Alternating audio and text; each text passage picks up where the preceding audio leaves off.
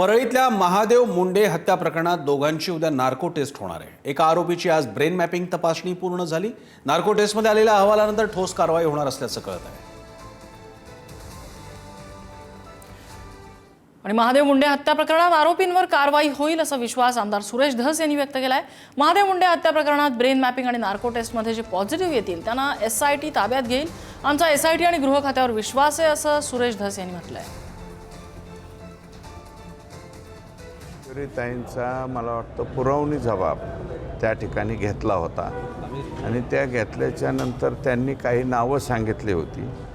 त्यांची brain mapping काहीतरी तपासणी जी आहे ते आज झालेली आहे आणि आणखी नार्कोटिक्ससाठी उद्या का काय 11:30 किंवा काय परवा वेळ दिलेले आहे। दोन्ही तपासणी जी आहे पूर्ण होऊन द्याव्यात आणि त्याच्यामध्ये आमचा SIT वरती आणि राज्याच्या गृह खात्यावरती पूर्ण विश्वास आहे।